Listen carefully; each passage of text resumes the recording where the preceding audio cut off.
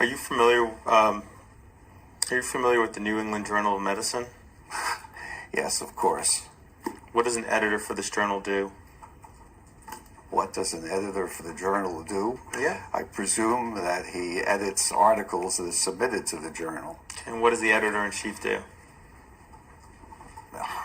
Selects articles to be published. Okay. And what is your opinion about this, the New England Journal of Medicine? It is an influential medical journal. I'm going to read you a quote from a Dr. Edmund J. Safra, a professor at Harvard Medical School and a former editor-in-chief at the New England Journal of Medicine, and I'm going to ask you a question about it. Okay? Yes. So the quote says, conflicts of interest and biases exist in virtually every field of medicine, particularly those that rely heavily on drugs or devices. It is no longer possible to believe much of the clinical research that is published or to rely on the judgment of trusted physicians or authoritative medical guidelines.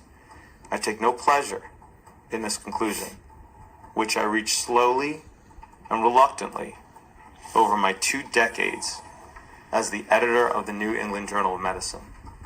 Are you familiar with that quote? No. Okay.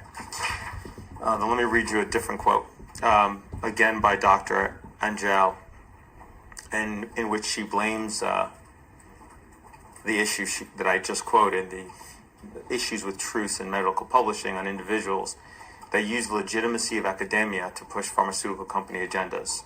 Here's what she said about those individuals. She says, quote, "They serve as consultants of the same companies whose products they evaluate, join corporate advisory boards and speakers bureaus, enter into patent and royalty arrangements, agree to be the listed authors of articles ghostwritten by interested companies, promote drugs and devices at company-sponsored symposia, and allow themselves to be plied with expensive gifts and trips to luxurious settings. Many also have equity interests in sponsoring companies." Are you familiar with that quote? Yes, I think I have read that. Mm-hmm. You've consulted for the big 4 vaccine manufacturers, correct? Yes. All right. You're in the corporate advisory boards of numerous vaccine developers, correct? Yes. You've received royalties from the sale of one or more vaccines, correct? Yes. You're listed as an author. So sorry. Have you received royalties from the sale of one or more vaccines, correct? Yes. And you said yes. You are listed as an author on at least one or more papers where individuals authoring the papers receive compensation from vaccine makers, correct? Would you repeat that question? Sure. Have any of your co-authors on the papers that you've published received compensation from pharmaceutical companies? Presumably, yes. Yeah. And you've taken numerous trips over the last 30 years to various parts of the world. Yes. Okay. I'm going to read you a list of acronyms, and for the record, could you please state what you understand each to be? This way we can have commonality in terms of language. HHS. Health and Human Services. Okay. CDC. I know these. I know that you know these. This is just so that when I use the term CDC later, we have it defined. Centers for Disease Control. Thank you. Thank you. Have you ever been involved with the CDC? Yes, of course. Okay. What's been your involvement? Well, actually, I was a epidemic intelligence service officer in the 1950s, and I have served on committees. I've attended numerous meetings at CDC. I've worked, or let's say collaborated frequently with people from CDC. CDC is the world's most important epidemiology organization. FDA? Yes, I've actually done consultation for FDA and interacted with people on FDA. Yes. And it stands for the Food and Drug Food and Drug Administration. Administration. And the FDA is an agency within HHS, correct? Yes. And CDC is also an agency within HHS. Yes. Okay. NIH. Yes, of course. That's- National Institutes of Health. Right. And you've been involved with the NIH. Yes. And how have you been involved? Served on committees, worked with people at NIH, scientific collaborations. NIH is an agency within HHS as well, correct? Yes. Okay. HRSA. Not sure. Health Resources Services Administration. Okay. Right. They were also an agency within HHS, Yes. correct? Any involvement with HRSA? I don't think so. ACIP? Well, yes, the Advisory Committee for Immunization Practices. I have attended their meetings since 1960s, probably.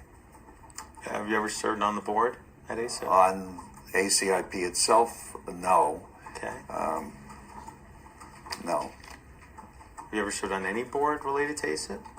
The ACIP? I've I've participated in working groups, which they have organized on specific subjects. And what working groups were those? Let's see, mumps.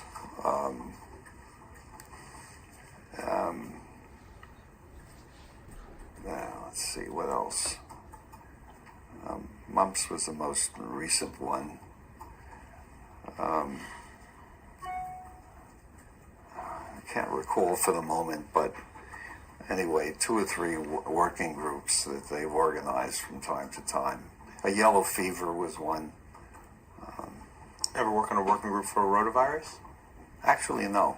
And measles? Measles? No. Not measles, I'm sorry, rubella. No, not for ACIP, no. A different government agency? No, actually, that was for WHO. For the rubella. Yes. And for rotavirus, did you serve on a committee for any other governmental entity? I need to hear the whole question. I'm please. sorry. You're answering while he's still questioning, and there's no question in the record. No. And for rotavirus, did you serve in a? You could strike that. That's okay.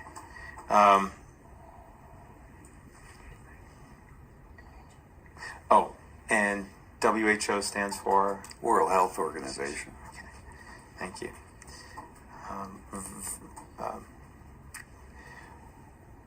I don't know if I'm going to pronounce this acronym correct. You can correct me if I don't. Is it VRBAC? VRBAC? VRBAC? How does it normally pronounce? VRBAC. Vaccines and Related Biologicals Advisory Committee. And that's VRBPAC. Yeah. Right? Okay. Any involvement with that committee? I have testified, but I've not served on the committee. Okay. What did you testify there for? On the, at least the last time, concerned the Dynavax vaccine. Oh, for the company you're on the board for. Yes. Okay. And this was to try to seek approval of that vaccine. Yes. Okay. Which ended up getting approved. Yes.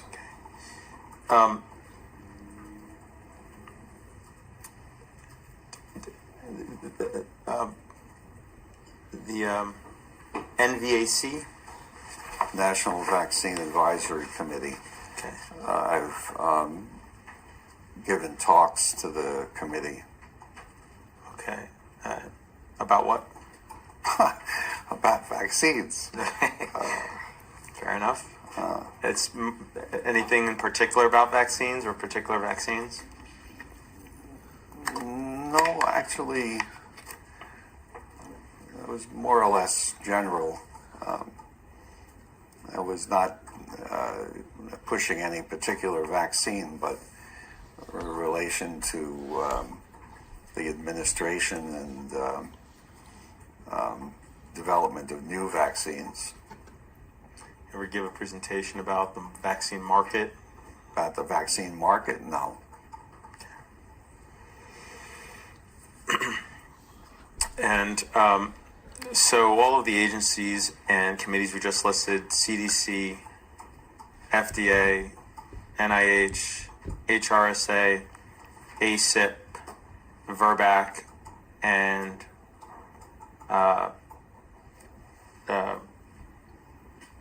NVAC, they're all under HHS. I believe so, yes. And what's the what about IOM? What does that stand for? The Institute of Medicine, now the National Academy of Medicine. Okay. Have you ever been involved with IOM? Well, I'm a member of the National Academy. So, yes. Since when have you been a member? Oh, gosh.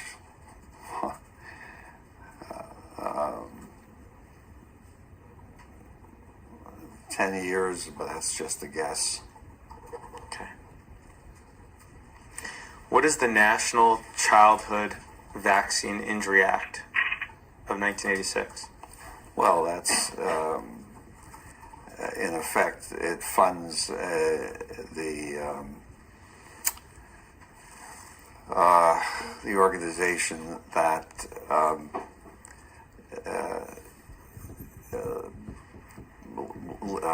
what shall I say, receives requests from individuals who believe that they've been injured by vaccines and remunerates them if they decide that that there was a possibility that the vaccine did cause injury. Okay. So if somebody's injured by a vaccine, this law provides that they submit a claim to Health and Human Services. Yes. And Health and Human Services then adjudicates. Yes. And those claims are filed in something called the Vaccine Injury Compensation Program, correct? Yes. Administered in D.C. Yes. Okay. So, yeah. The respondent in those cases is HHS, the Secretary Yes. of HHS, and the Secretary of HHS in those cases is represented by the Department of Justice Yes. to defend against claims that the vaccines cause injury, right? I would say that they determine whether there is a reasonable possibility that the vaccine caused injury. They, I would say, are relatively open and will give an award if there is a reasonable possibility. When this was first organized, Do you have a study that supports what you just said, or any That type what? of that they're open to giving awards? Do you have any governmental report or any authoritative source, any kind of governmental report or similar that supports the assertion you just made? well, I don't know. I'd have to look that up. Okay. But